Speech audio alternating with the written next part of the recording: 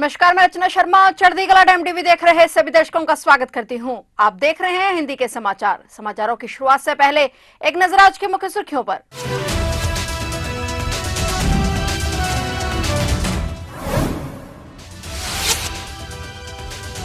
प्रधानमंत्री नरेंद्र मोदी का उत्तराखंड का 13वां दौरा। मां गंगा के शीतकालीन गद्दी स्थल पहुंच प्रधानमंत्री ने की पूजा अर्चना। शीतकालीन पर्यटन को प्रोत्साहन देने के लिए पीएम मोदी का उत्तरकाशी दौरा।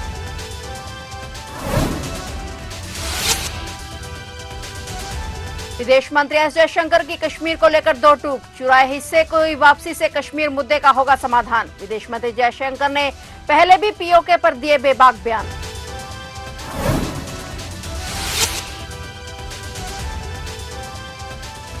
पंजाब पुलिस का बड़ा एक्शन, पकड़ा गया वांछित आतंकी। यूपी और पंजाब पुलिस के संयुक्त अभियान में गिरफ्तारी।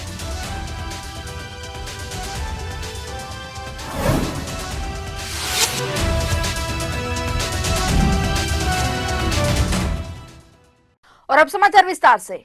उत्तराखंड में शीतकालीन पर्यटक को प्रोत्साहन देने के लिए प्रधानमंत्री नरेंद्र मोदी आज गुरुवार को उत्तराखंड के उत्तरकाशी जिले के दौरे पर पहुंचे। पीएम उत्तरकाशी के हर्षिल पहुंचे और इस दौरान मुखबा पहुंचने पर मुख्यमंत्री पुष्कर सिंह धामी ने पीएम मोदी का स्वागत किया। उन्होंने मां गंगा के शीतकालीन निवास स्थल मुखबा उत्तरकाशी में प्रधानमंत्री का हार्दिक स्वागत और अभिनंदन किया। उन्होंने कहा कि हर्षिल मुखबा की पावन धरा पर प्रधानमंत्री का आगमन ऐतिहासिक क्षण है। यहाँ पीएम मोदी ने गंगोत्री धाम के शीतकालीन गद्दी स्थल मुखबा में पूजा अर्चना की। मुखीपट मुखबा गांव स्थित मां गंगा के शीतकालीन गद्दी स्थल गंगा मंदिर में प्रधानमंत्री ने पूजा पाठ किया। इस दौरान कई लोग खड़े होकर प्रधानमंत्री को देखने और सुनने के लिए जुटे हुए थे। इस दौरान पीएम मोदी ने विशाल जनसभा को भी संबोधित किया। मुखीमठ मुखबा को वैश्विक पर्यटन मानचित्र पर स्थापित करने और प्रदेश की सांस्कृतिक और धार्मिक विरासत को मजबूत बनाने की दिशा में प्रधानमंत्री की यह यात्रा अत्यंत महत्वपूर्ण है। अपने इस दौरे के दौरान पीएम मोदी ने उत्तराखंड विंटर टूरिज्म प्रदर्शनी का अवलोकन किया और ट्रैकिंग और बाइक रैली को भी हरी झंडी दिखाई।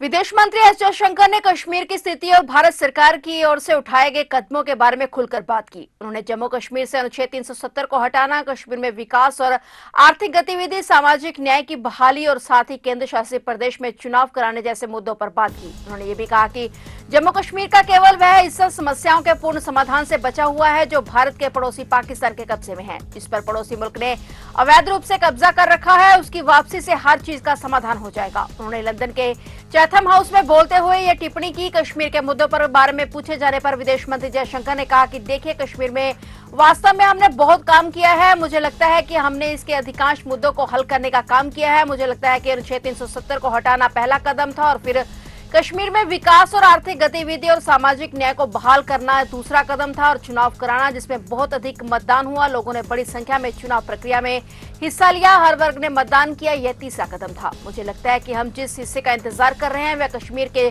चुराए गए हिस्से की वापसी है जो पाकिस्तान के अवैध कब्जे में है। जब यह हो जाएगा तो मैं आपको आश्वासन देता हूं कश्मीर का समाधान हो जाएगा। बता दें कि विदेश मंत्री एस जयशंकर विदेशी धरती पर पहले भी पीओके पर बेबाक बयान दे चुके हैं। Actually, we have done, I think, a good job solving most of it. I think removing Article 370 was one step, number one.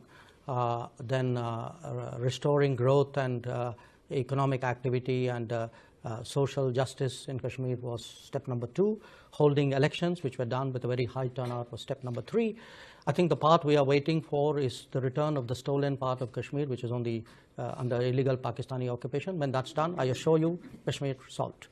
Uttar Pradesh के कौशाम्बी जिले में बड़ी खबर सामने आई है। यहां राज्य पुलिस के विशेष कार्यबल एसटीएफ और पंजाब पुलिस के संयुक्त अभियान में पाकिस्तान की खुफिया एजेंसी आईएसआई से कथित संबंध रखने वाले बीकेआई के एक सक्रिय आतंकवादी को गिरफ्तार किया गया है। अपर पुलिस महानिदेशक कानून एवं व्यवस्था अमिताभ जैश ने बताया कि पंजाब के अमृतसर के रामदास इलाके के कुरलियान गांव के रहने वाले आरोपी लाजर मसीह को तड़के करीब 3:20 पर कौशाम्बी जिले के कोखराज थाना क्षेत्र से गिरफ्तार किया गया है। उन्होंने बताया कि उपलब्ध जानकारी के मुताबिक गिरफ्तार आतंकवादी बब्बर खालसा इंटरनेशनल के जर्मनी स्थित मॉड्यूल के प्रमुख स्वर्ण सिंह उर्फ जीवन फौजी के लिए काम करता है और पाकिस्तान स्थित आईएसआई के गुर्गों के साथ सीधे संपर्क में है। आतंकवादी के पास से कुछ विस्फोटक सामग्री और हथियार बरामद किए गए हैं। बरामद हथियारों में 3 हैंड ग्रेनेड, 2 डेटोनेटर, 1 विदेशी पिस्तौल, नोरिंके M54 और टोकरोव के साथ साथ विदेश में निर्मित 13 कारतूस शामिल हैं। उन्होंने बताया कि इसके अलावा उसके पास से सफेद रंग का विस्फोटक पाउडर, एक आधार कार्ड जिस पर गाजियाबाद का पता है, बिना सिम कार्ड वाला एक मोबाइल फोन भी बरामद किया गया है। यह आतंकवादी 24 सितंबर 2024 को पंजाब में न्यायिक हिरासत से फरार हो गया था। केंद्रीय कैबिनेट ने 2 महत्वपूर्ण रोपवे परियोजनाओं को मंजूरी दे दी है, जिनमें एक हेमकुंड साहिब और दूसरी श्री केदारनाथ से जुड़ी हुई है। इन परियोजनाओं से श्रद्धालुओं को ऊंची चढ़ाई से बचने में मदद मिलेगी और उनकी यात्रा और भी आरामदायक होगी। सूचना एवं प्रसारण मंत्री अश्विनी वैष्णव के मुताबिक सोनप्रयाग से केदारनाथ तक 12.9 किलोमीटर लंबा रोपवे बनाया जाएगा। इस परियोजना की लागत 4081 करोड़ रुपए होगी। वर्तमान में केदारनाथ यात्रा में 8 से 9 घंटे का समय लगता है, लेकिन इस रोपवे के बनने से यह यात्रा केवल 36 मिनट में ही पूरी हो जाएगी। इससे पर्यावरण को भी लाभ होगा और तीर्थयात्रियों को आरामदायक यात्रा का अनुभव मिलेगा। इसके अलावा यह परियोजना 4 धाम यात्रा को बढ़ावा देगी, जिससे स्थानीय व्यवसायों को फायदा होगा और क्षेत्र की आर्थिक स्थिति मजबूत होगी। हेमकुंड साहिब में भी एक रोपवे परियोजना पर काम किया जाएगा, जिसकी लागत 2730 करोड़ रुपए होगी। इस परियोजना के माध्यम से श्रद्धालुओं को हेमकुंड साहिब तक पहुंचने में आसानी होगी। यह रोपवे तीर्थयात्रियों के लिए एक सुविधाजनक और आरामदायक विकल्प होगा। उन्होंने बताया कि इन परियोजनाओं को पूरा होने में 4 से 6 साल का समय लग सकता है। वो है केदारनाथ रोपवे। केदारनाथ रोपवे जो सोनप्रयाग से गौरीकुंड से करीब उसके आगे सारा ट्रेकिंग का रास्ता है और वो आगे केदारनाथ जी का धाम। रोपवेज के प्रोग्राम्स का नाम दिया गया है पर्वतमाला परियोजना। 4 धाम में बहुत ही महत्वपूर्ण धाम है केदारनाथ धाम। यहाँ एक 12.9 किलोमीटर का रोपवे बनाने का आज फैसला लिया गया है। करीब 4081 करोड़ रुपीस का ये प्रोजेक्ट होगा। बड़ा फायदा होगा कि जो आज 8 से 9 घंटे की जर्नी है वो 36 मिनट्स की जर्नी हो जाएगी और जो आज 2 महीने की यात्रा है वो आराम से 6 महीने तक ये यात्रा करने का सौभाग्य सबको मिलेगा। सुप्रीम कोर्ट ने उत्तर प्रदेश सरकार को एक बार फिर बुलडोजर कार्रवाई को लेकर कड़ी फटकार लगाई है। कोर्ट ने कहा कि राज्य सरकार ने गलती से कुछ लोगों की संपत्तियों को गैंगस्टर अतीक अहमद की संपत्ति मान लिया और इसके बाद प्रयागराज में एक वकील, एक प्रोफेसर और 3 अन्य लोगों के घरों को गिरा दिया गया। पीड़ितों का कहना है कि राज्य सरकार ने उनकी जमीन को गलती से अतीक अहमद की संपत्ति समझ लिया और बिना उचित प्रक्रिया के घरों को तोड़ दिया। सुप्रीम कोर्ट ने मामले की सुनवाई के दौरान कहा कि इस तरह की तोड़फोड़ चौंकाने वाली है और इससे गलत संदेश जाता है। कोर्ट ने कहा कि इससे सुधार की आवश्यकता है। राज्य सरकार की ओर से वकील ने तर्क दिया कि उनके पास याचिकाकर्ताओं की संपत्तियों को गिराने के लिए नोटिस देने का कारण था। सुप्रीम कोर्ट ने यूपी की सरकार को आदेश दिया था कि जिन घरों को गिराया गया है उन्हें फिर से बनवाना होगा। इस फैसले के बाद पीड़ितों को राहत मिली है और कोर्ट ने यह स्पष्ट कर दिया है कि इस तरह की कार्रवाई को बिना उचित कानूनी प्रक्रिया के नहीं किया जा सकता।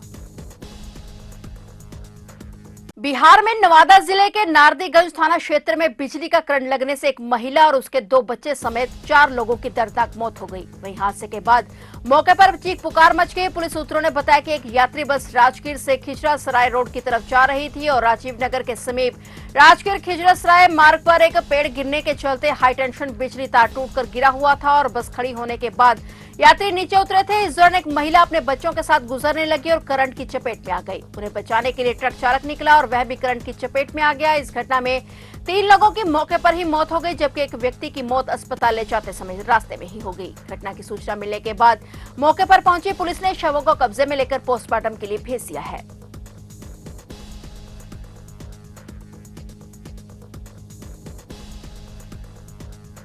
उत्तर प्रदेश की राजधानी लखनऊ की एमपी एमएलए कोर्ट ने कांग्रेस नेता और लोकसभा में नेता प्रतिपक्ष राहुल गांधी पर 200 रुपए का हर्जाना लगाया है। इसके साथ ही कोर्ट ने उन्हें अगली सुनवाई में पेश न होने पर कठोर कानूनी कार्रवाई की चेतावनी भी दी है। सूत्रों से मिली जानकारी के मुताबिक राहुल गांधी इस मामले की सुनवाई के दौरान कोर्ट में हाजिर नहीं हुए थे, जिसके बाद उन्होंने कोर्ट में हाजिरी माफी के लिए एप्लीकेशन दायर की थी। इस एप्लीकेशन पर विचार करते हुए मजिस्ट्रेट ने राहुल गांधी पर हाजिरी माफी के नाम पर 200 रुपए का जुर्माना लगाया है। वहीं कोर्ट ने राहुल गांधी को अगली सुनवाई, जो कि 14 अप्रैल 2025 को होगी, में पेश होने की हिदायत दी है। साथ ही अगर वह फिर से कोर्ट में पेश नहीं होते हैं तो उनके खिलाफ कठोर कानूनी कार्रवाई की जाएगी। बताया जा रहा है कि ये मामला 2022 का है, जब राहुल गांधी ने महाराष्ट्र में एक प्रेस कॉन्फ्रेंस के दौरान स्वतंत्रता सेनानी वीर सावरकर पर विवादित टिप्पणी की थी। उन्होंने वीर सावरकर को अंग्रेजों का नौकर और पेंशन लेने वाला बताया था। इसके बाद इस बयान को लेकर लखनऊ में राहुल गांधी के खिलाफ मामला दर्ज किया गया था।